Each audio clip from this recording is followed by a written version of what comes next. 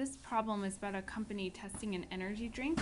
They want to have half of the volunteers try the energy drink, and they want to have the other half take a placebo, which is a pretend drink that looks the same, tastes the same, but is not designed to have any effect. Okay. We need to select our group randomly. Notice that we have 10 volunteers, so we should number them from 0 to 9 so that we can have each individual with a unique number. But each number, as we know, should have the same option, same chance of being selected. That's the goal of our random selection. Give everyone the same chance of being selected. So now they all have numbers. So let's choose the first group from the random number table, or the segment of the random number table right here. And then the other group will receive the placebo. So we choose person 9, person 6 first, person 9, person 4, person 2. 9 comes up again. Because we're choosing people, we can't select the same person twice. We need a group of 5. So cross out number 9 and move to number 8. So now we have a group of 5. Now let's just label these individuals with what they're getting. They're all gonna get the real drink, and the remaining people will get the placebo. So person 6 gets real, person 9 gets real, person 4 gets real, 2, and 8. Okay, and then the placebo is all of the others. Okay, so this makes sure that one group of people or one type of people don't get preference. We don't want them to choose what they take. That would be bias. So the random selection will allow the researchers to make a comparison. Okay, that's all you have to do for problem 1. Problem 2 is about an office manager wants to get a better sense of satisfaction of the patients in the office. We want to survey a sample of 10% of the current patients using phone interviews. So your job is to describe how you would do this. So the first step is going to be to number the patients, give each one a unique number. Then we're going to choose numbers from the random number table until we've selected 10% of our total patients. So if we have 450 patients, we're going to choose 45 of them. Okay?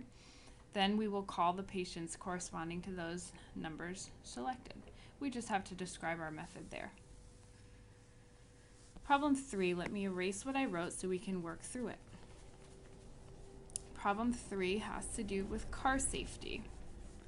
The consumer group claims that 10% of a certain model of a new car have a significant safety problem. 20% have a minor safety problem, and the remaining 70% are fully safe. So the dealer wants to have 5 cars on hand that are fully safe. So really, we're only interested in this 70% chance that a car is safe. We're asked to conduct a simulation to estimate how many cars the dealer will have to purchase in order to have 5 safe cars. Okay, so each component of this simulation involves choosing a car, selecting a car at random, and we need to assign numbers to represent these percentages. So we could say, even though there are 3 possibilities, we're really only interested in safe or unsafe cars. So let's look at the probability that a car is safe, or the percentage of cars that are safe. That's 70%. Unsafe, there are 2 ways a car could be unsafe. It could have a minor defect, or it could have a serious defect. Let's add those 2 together to get 30%. So 10% a serious safety problem, 20% a minor safety problem. That all gets grouped into the unsafe category. Now let's decide how we're going to choose random numbers. There are 2 options here. So let's talk about the 2 options. Option 1, there are actually several options. Here are 2 traditional options, I would say. Option 1, we could say 0 to 6 represent the case that the car is safe. We could say 7, 8, 9 could represent the case that the car is unsafe. That would work fine. Option 2 would involve 2 digits. Some people like to choose 2 digits at a time.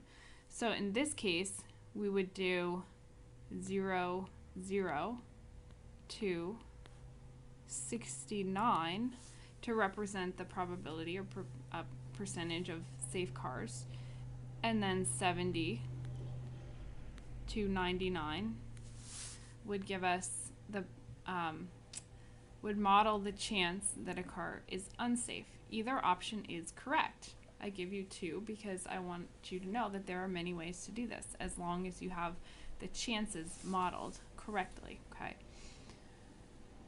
So let's see how this plays out. Erase what I did before. Let's use option 1. I'm going to use the easiest option I can. So option 1 I think is a better one. So let me just make a key here for myself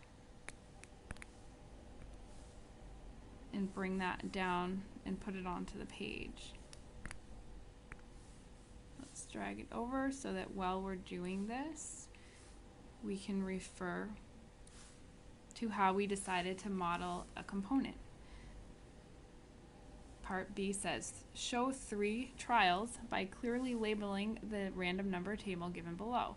Show the outcome of each trial. Okay, so a trial is going to be choosing cars until we have 5 that are safe.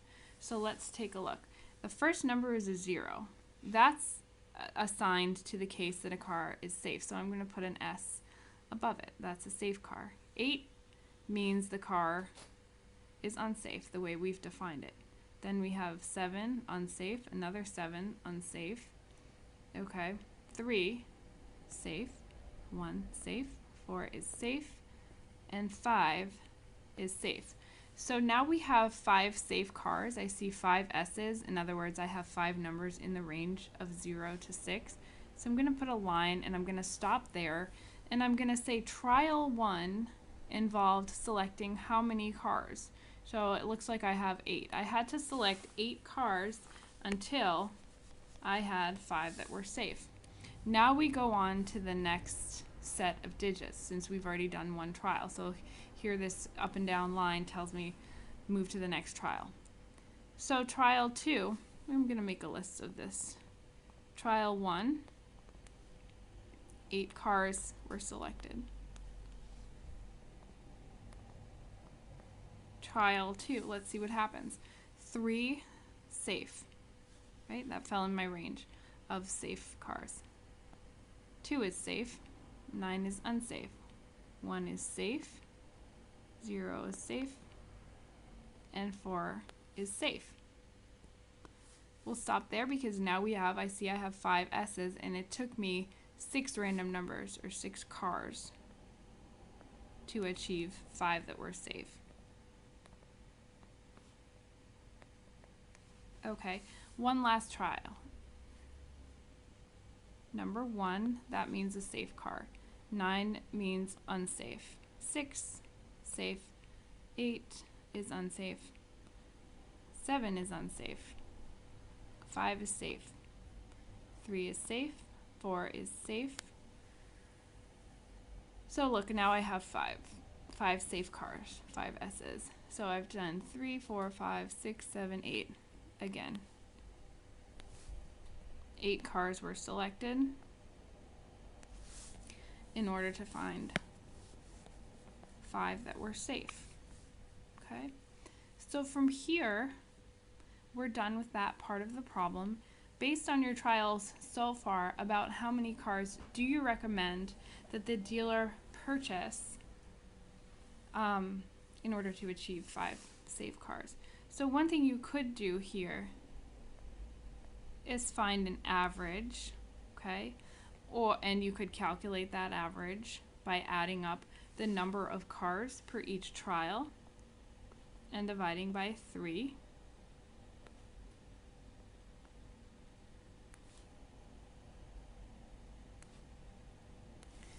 Or you can just be very general here and say, I think about 7.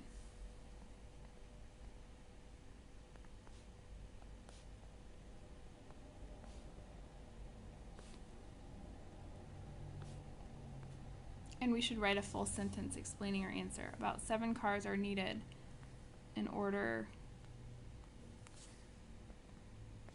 to obtain 5 safe cars.